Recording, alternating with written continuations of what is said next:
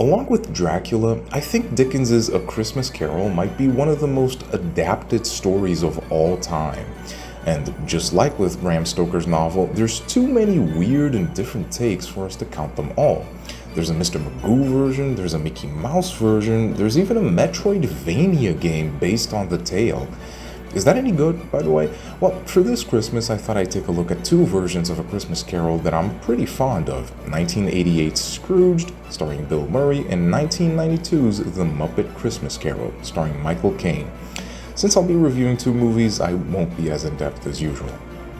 Alright, both movies are adaptations of the same story, so they feature a similar premise of a Christmas-hating, cynical old curmudgeon being haunted by three spirits on Christmas Eve, who attempt to show him the error of his ways. Scrooged attempts to modernize the premise, back when that word did mean you would irrevocably ruin everything good about the source material.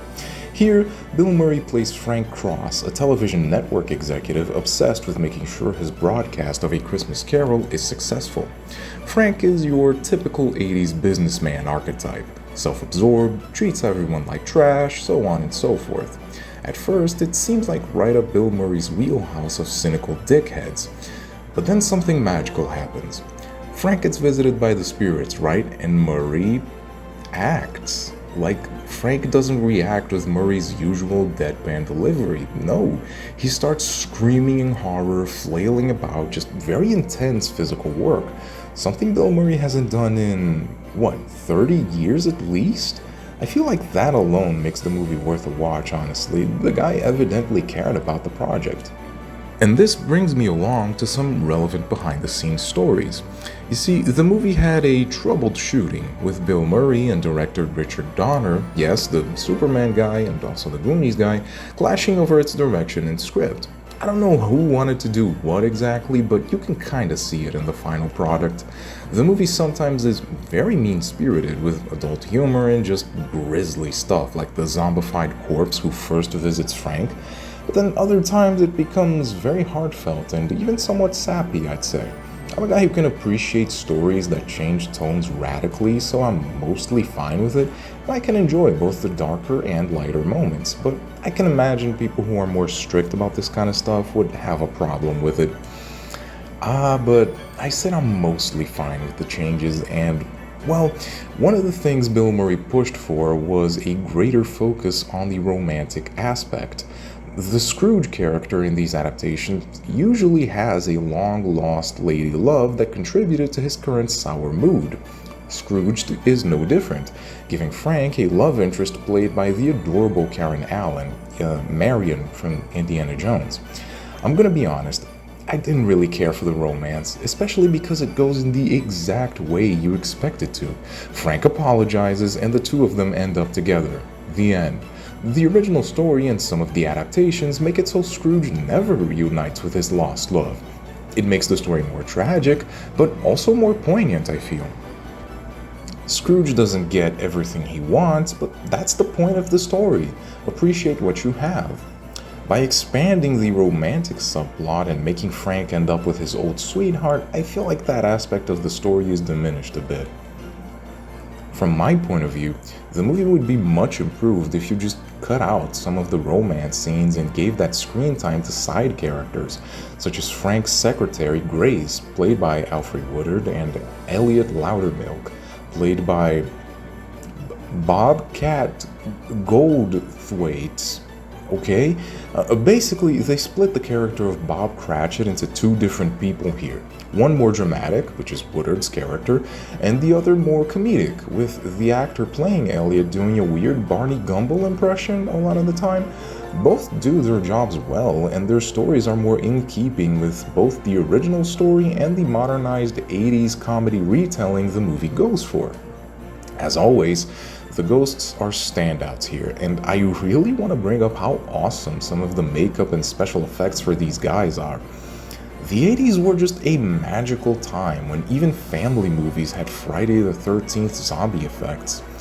Favorite ghost is probably Christmas Present, played by Omega level cutie Carol Kane. For some reason, I always remember Christmas Past's line, Niagara Falls. Don't ask me why. So yeah, Scrooged is an 80s retelling of the classic Christmas Carol story, using many of the tropes associated with comedies at the time. It features Bill Murray actually trying, some super cool special effects, funny bits, and a heartwarming ending. It's not perfect, but it's still great.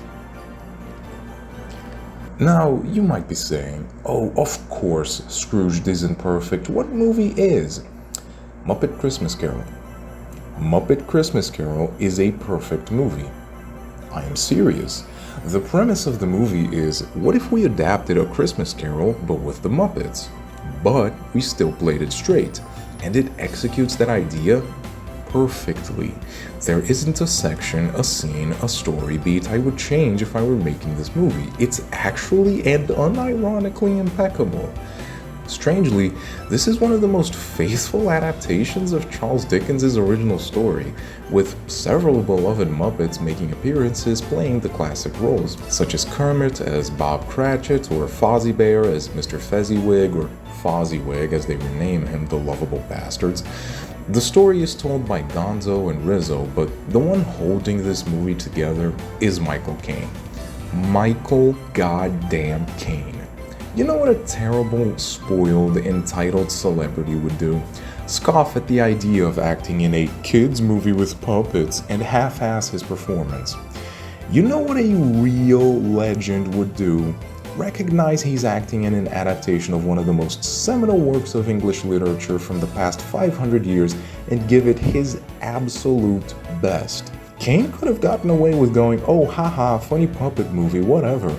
But no, the dude delivers a performance that would have won him an award if the Academy weren't a bunch of pretentious snobs.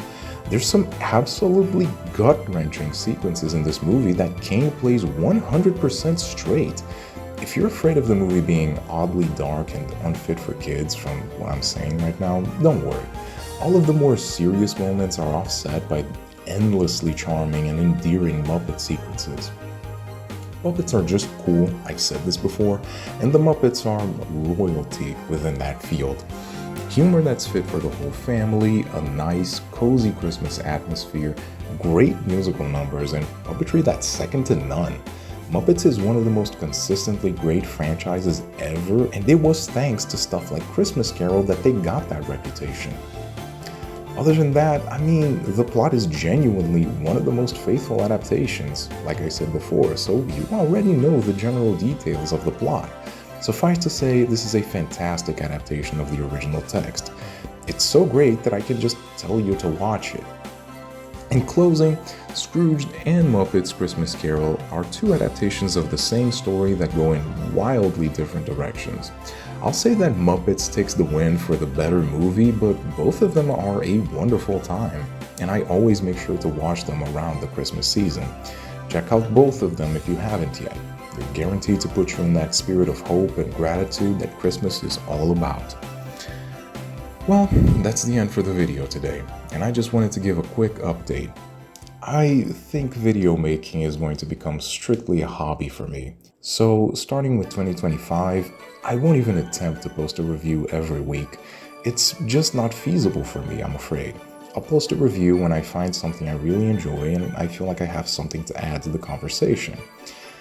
With that said, I just wanted to thank everybody for watching, and if you've been watching for months or even years at this point, really, really appreciate it.